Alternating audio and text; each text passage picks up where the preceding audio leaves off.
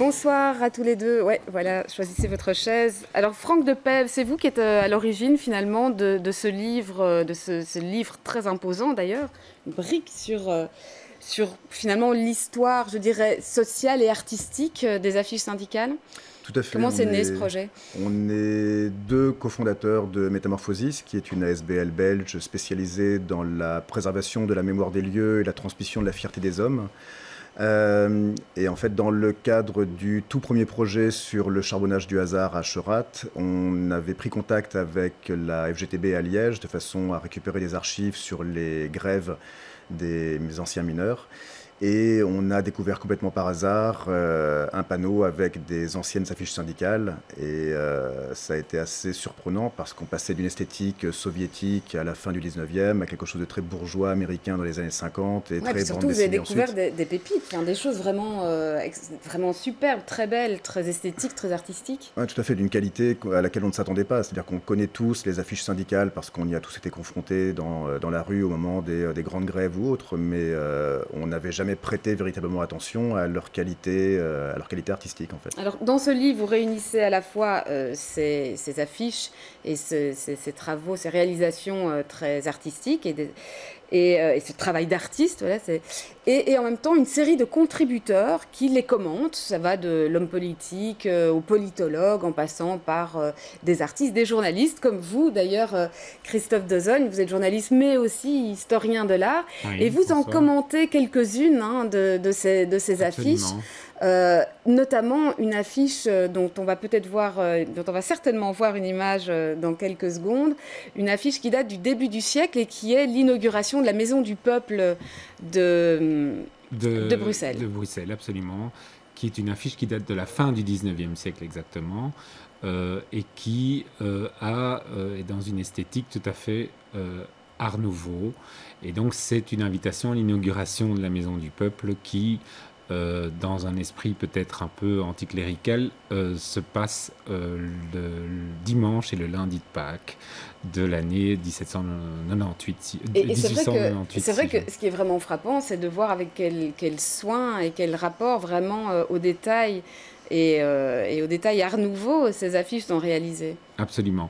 Donc il faut savoir que l'ensemble des affiches que l'on va retrouver dans le livre sont inscrites dans une certaine modernité et en tout cas dans leur époque et dans l'esthétique de leur époque.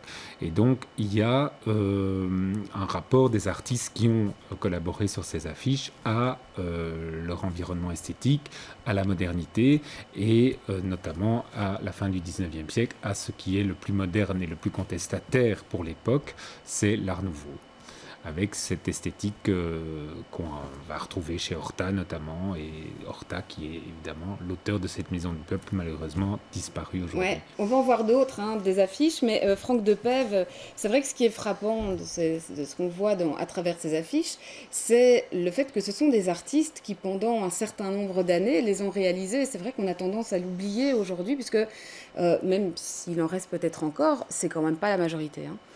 En fait, notre perception de cette histoire des affiches nous pousse à croire que l'apparition des agences de communication et surtout la gestion de la communication des syndicats et de tout ce qui touchait au social confié aux agences de communication a coupé le lien historique avec les artistes. Et du coup, on a commencé à faire appel à des graphistes qui travaillaient simplement à la commande, mais qui n'avaient plus forcément une âme d'artiste comme on pouvait l'avoir avant. Christophe Deuzon, il y a d'autres affiches que vous avez commentées dans le livre. Il y a notamment une affiche qui porte le titre de les clés du bonheur, je pense. Et alors Absolument. là c'est assez amusant parce qu'on passe vraiment dans un univers tout à fait différent. On est dans les années 50. On est dans une période qu'on a appelée rétrospectivement les 30 Glorieuses. C'est une période très optimiste, c'est la période de la reconstruction de l'après-guerre, où, on la voit là, où on est dans un esprit avec un rapport d'esthétique qui est très réaliste et qu'on va retrouver notamment chez un Marcel Marlier dans l'esthétique de Martine, que Martine, que tout le monde connaît, et qui est vraiment, qui incarne vraiment l'esprit de cette époque très optimiste. C'est l'époque de l'Expo 58, c'est l'époque de cette vraiment volonté d'aller de l'avant, de la modernité, de l'idéal d'un lendemain qui chante, etc. Et donc on est vraiment là dans une incarnation par cette affiche de cet esprit. Alors, Franck Depève, ces affiches, ou en tout cas une partie d'entre elles, sont pour l'instant exposées, font l'objet aussi d'une exposition. Tout à fait, dans le cadre d'un partenariat avec l'Institut européen des syndicats, les affiches futures, donc celles qu'on a fait créer pour ce livre. Oui, et alors il faut dire un mot là-dessus aussi. Vous avez demandé à des artistes de s'imaginer les affiches syndicales de demain. Tout à fait. En fait, l'actualité syndicale et sociale était particulièrement chargée quand on a commencé à travailler sur ce projet, et le fait de regarder en arrière sur l'histoire sociale et syndicale nous a poussé aussi à imaginer ce à quoi pourraient ressembler les affiches en 2036-2037 pour les 100 ans des congés payés de la semaine de 40 heures.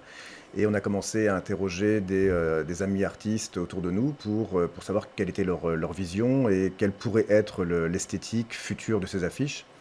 Et on s'est aperçu qu'il y avait un réel engouement en fait de la part des artistes pour revenir à ce mode d'expression extrêmement noble et populaire. Et ça donne effectivement toute une série d'affiches assez étonnantes qui se trouvent à la fin du livre. Tout à fait. Donc on a une 50aine d'artistes belges et internationaux qui ont participé, qui viennent de la bande dessinée, du dessin de presse ou du street art, et qui chacun sont revenus justement dans cette tradition de l'affiche pour s'exprimer sur des sujets extrêmement variés. Très bien, merci à tous les deux. Et tout ça donne ce très très beau livre qui s'appelle donc Bread and Roses, qui rappelle ce fameux slogan du pain et des roses, des femmes ouvrières du début du siècle, du début du XXe siècle, pardon. Merci en tout cas à tous les deux d'être venus nous en parler. C'est la fin de cette émission. Je vous attends demain pour un nouveau numéro de M et je vous souhaite à toutes et tous une excellente soirée.